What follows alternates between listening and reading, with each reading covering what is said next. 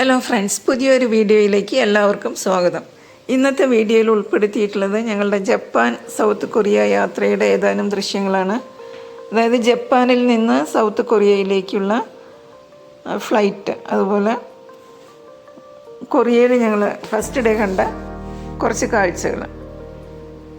കഴിഞ്ഞ ഏപ്രിലാണ് ഞങ്ങൾ യാത്ര പോയത്. 38 പേരടങ്ങുന്ന ഒരു ടീം ടൂർ പാക്കേജ് വഴി അറേഞ്ച് ചെയ്താണ് പോയത്. അപ്പോൾ ജപ്പാനിൽ നിന്ന് ഞങ്ങൾക്ക് ഏർലി മോർണിംഗിലായിരുന്നു ഫ്ലൈറ്റ്. അപ്പോൾ അതുകൊണ്ട് എയർപോർട്ടിനോട് ചേർന്നുള്ള ഒരു ലക്ഷറി ഹോട്ടലിലായിരുന്നു ഞങ്ങളുടെ സ്റ്റേ. ഹോട്ടൽ നിക്കോ കൻസായി എയർപോർട്ട്.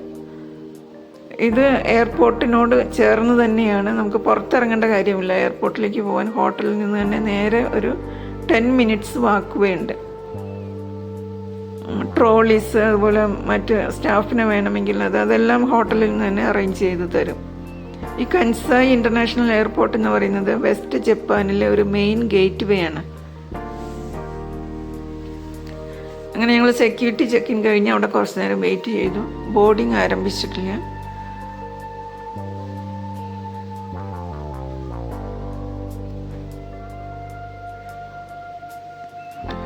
ഏകദേശം 11 മണിയോടുകൂടി ഫ്ലൈറ്റിൽ ബോർഡിങ് തുടങ്ങി.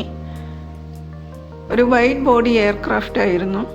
ഒരു റോയിൽ തന്നെ 10 സീറ്റുകളുള്ള വളരെ സ്പേഷ്യസ് ആയിട്ടുള്ളൊരു പ്ലെയിൻ.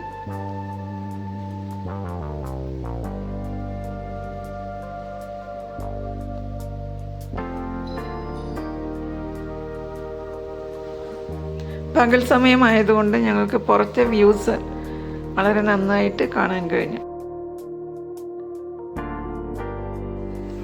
1 hour 30 minutes ജേണിയായിരുന്നു കൻസായിൽ നിന്ന് ബുസാനിലേക്ക്. ബുസാനിലെ ഗിമെ ഇൻ്റർനാഷണൽ എയർപോർട്ടിലാണ് ഞങ്ങൾ ഇറങ്ങിയത്. അവിടെ ഞങ്ങൾ ലഗേജൊക്കെ കളക്ട് ചെയ്ത് ഞങ്ങൾക്ക് അവിടെ കുറച്ച് സമയം സ്പെൻഡ് ചെയ്യേണ്ടി വന്നു. മെയിനായിട്ട് കറൻസി എക്സ്ചേഞ്ചിന് വേണ്ടിയിട്ടായിരുന്നു. ബുസാനിൽ വോൺ ആണ് കറൻസി. അപ്പം ഞങ്ങളുടെ കയ്യിലുണ്ടായിരുന്നത് ഡോളർ ആൻഡ് ജപ്പാനിലെ യെൻ ആയിരുന്നു. അപ്പോൾ അത് മാറ്റി വോണാക്കാൻ വേണ്ടി ഞങ്ങളവിടെ കുറച്ച് ടൈം എടുത്തു.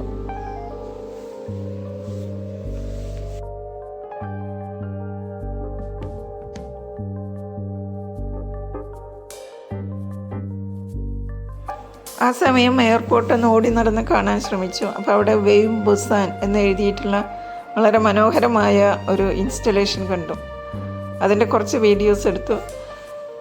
അപ്പോഴേക്കും ഗൈഡ് വിളിക്കുന്നുണ്ടായിരുന്നു.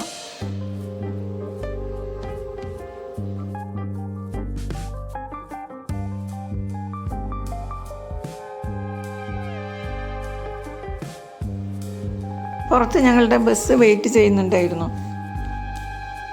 പിന്നീട് ലഞ്ച് കഴിക്കാനായിരുന്നു ഞങ്ങളുടെ യാത്ര. ഫ്ലൈറ്റിൽ നിന്ന് ഞങ്ങൾക്ക് ലഘുഭക്ഷണമൊക്കെ തന്നിരുന്നു. എങ്കിലും ടൂർ പാക്കേജിൽ അവർ ലഞ്ച് ഉൾപ്പെടുത്തിയിട്ടുണ്ടായിരുന്നു. ഏകദേശം 30 മിനിറ്റ്സ് 8 കിലോമീറ്റേഴ്സ് അപ്പുറത്തായിട്ടായിരുന്നു ഹോട്ടൽ. അപ്പോൾ സൗത്ത് കൊറിയയിലെ ഫസ്റ്റ് ഡേ അങ്ങനെ ഞങ്ങൾ ആരംഭിച്ചു. വഴിയിലുടനീളം നമുക്ക് ചെറി ബ്ലോസം കാണാം. ഫ്ലവേഴ്സ് ബ്ലൂം ചെയ്ത് നിൽക്കുന്നത് ഒരു ജപ്പാൻ്റെ ഒരു കണ്ടിന്യൂഷൻ പോലെ. റോഡിന് ഇരുവശത്തും ഈ സക്കുറ ട്രീസ് നിരനിരയായിട്ട് നിൽക്കുന്ന കാഴ്ച വളരെ ഭംഗിയുള്ളതായിരുന്നു.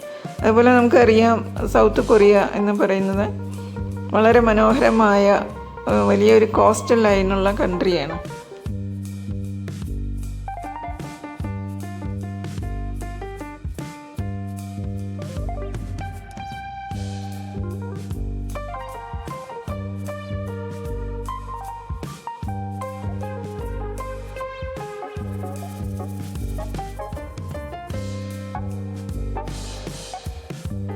കൊറിയൻ ഫുഡായിരുന്നു ലഞ്ചിന്.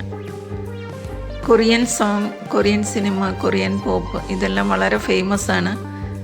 അതുപോലെ തന്നെ കൊറിയൻ ഫുഡും ലോക പ്രശസ്തമാണ്. Rice, vegetable, meat, seafood ഇതെല്ലാം ഉൾപ്പെടുത്തിയിട്ടുള്ള കൊറിയൻ ക്യൂസീൻ എല്ലാവരും നന്നായി എൻജോയ് ചെയ്തു. ലഞ്ച് കഴിഞ്ഞ് പുറത്തിറങ്ങിയപ്പോൾ തൊട്ട് മുൻപിൽ തന്നെ ഐക്കിയയുടെ ഒരു ഷോറൂം കണ്ടു. ഐക്കിയ സ്വീഡിഷ് കമ്പനിയാണ്. ഫർണിച്ചർ ആൻഡ് ഹോം ഫർണിഷിങ് ഫേമാണ്. അപ്പോൾ ഇന്ത്യയിൽ പലയിടങ്ങളിലായിട്ട് അത് കണ്ടിട്ടുണ്ട്. ബാംഗ്ലൂരൊക്കെ അതിൻ്റെ വലിയ ഷോറൂമുണ്ട്. അപ്പോൾ അവിടെയൊക്കെ പോയിട്ടുള്ളത് കൊണ്ട് നമുക്ക് എബ്രോഡ് അത് കണ്ടപ്പോൾ ഒരു നൊസ്റ്റാൾജിയ തോന്നി.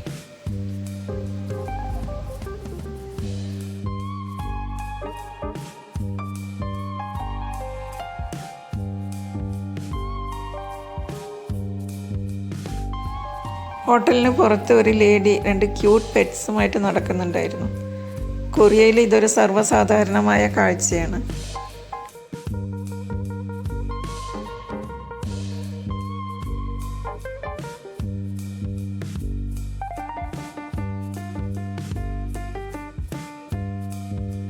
ഹോട്ടലിന് എതിർവശത്തായി റോഡിനപ്പുറം ലോട്ടെ മാൾ ആൻഡ് സിനിമാസ് എൻ്റെ ഒരു സ്ഥാപനമുണ്ട്.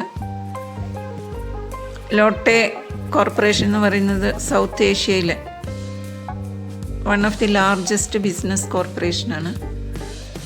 അവർക്ക് food, entertainment, retail, hotels, chemicals, finance തുടങ്ങിയ മേഖലകളിലൊക്കെ കോൺട്രിബ്യൂഷൻസ് ഉണ്ട്. സൗത്ത് കൊറിയ ബേസ്ഡ് ആയിട്ടാണ് ഈ കമ്പനി പ്രവർത്തിക്കുന്നത്. കൊറിയയിൽ ഫസ്റ്റ് ഡേ ആയതുകൊണ്ട് പിന്നെ യാത്രാക്ഷീണം കൊണ്ടുമൊക്കെ ഐറ്റിനറി പ്രകാരം ഒരുപാട് ഐറ്റംസ് ഒന്നും ഞങ്ങൾ ഉൾപ്പെടുത്തിയിട്ടുണ്ടായിരുന്നില്ല. ഒരു സീ സൈഡ് ടെമ്പിൾ കാണാനുണ്ട്, അത് മാത്രമായിരുന്നു അന്നത്തെ പരിപാടി. അപ്പോൾ അതുകൊണ്ട് തന്നെ ലഞ്ച് കഴിഞ്ഞപ്പോൾ ഞങ്ങൾക്ക് അവിടെ ഫോട്ടോ എടുക്കാനും കുറച്ച് സമയം ചുറ്റി നടക്കാനും ഒക്കെയുള്ള ഒരു സമയം കിട്ടി.